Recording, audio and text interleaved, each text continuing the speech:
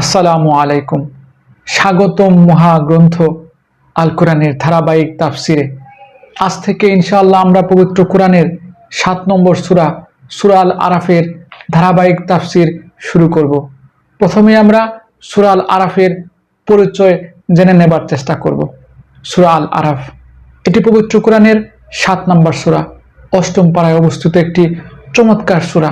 এই সূরা আল আরাফের আয়াতগুলো রাসূল সাল্লাল্লাহু আলাইহি ওয়াসাল্লামের মক্কা জীবনে অবতীর্ণ হয়েছে বলে মুফাসসিরগণ একে মাক্কি সূরা হিসেবে অভিহিত করেছেন। এই সূরা আল আরাফের মোট আয়াত সংখ্যা 206টি এবং রুকু সংখ্যা 24টি। সূরা আল আরাফের নামকরণ ও বিষয়বস্তু।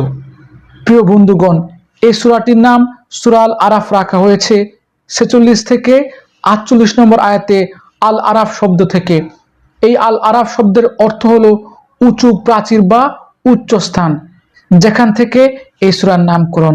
এই সূরার মূল আলোচ্য বিষয় বিশ্লেষণ করলে আমরা পাই কোরআনের হেদায়েতের উদ্দেশ্য, আদম আলাইহিস সালাম ও ইবলিসের কাহিনী, বিভিন্ন নবী রাসূলদের দাওয়াত ও তাদের জাতির প্রতিক্রিয়া, বনী ইসরায়েলের ইতিহাস, তাওহীদের গুরুত্ব, শিরক থেকে বিরত থাকার শিক্ষা, জান্নাত জাহান্নামের চিত্র এবং আল আরাফের লোকদের ঘটনা চমৎকারভাবে এই সূরায় বর্ণিত হয়েছে। পাশাপাশি এই সূরা মানুষকে শিক্ষা দিচ্ছে সততা, ন্যায়পরায়ণতা, আল্লাহ ভীতি ও সঠিক ইবাদতের প্রতি আহ্বান।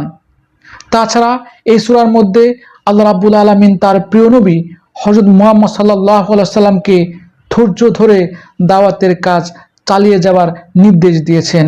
মূলত এই সূরাটি মানুষের সৃষ্টি থেকে আখিরাত পর্যন্ত জীবন ব্যবস্থার বিভিন্ন বিষয়ে চমৎকার দিক নির্দেশনা উপস্থাপন করা হয়েছে। সাথেই থাকুন, আমরা ইনশাআল্লাহ ধারাবাহিকভাবে এই সূরার সকল আয়াতের তাফসির আপনাদের সামনে পর্যায়ক্রমে উপস্থাপন করব। আজ এখানেই শেষ করছি। ধন্যবাদ।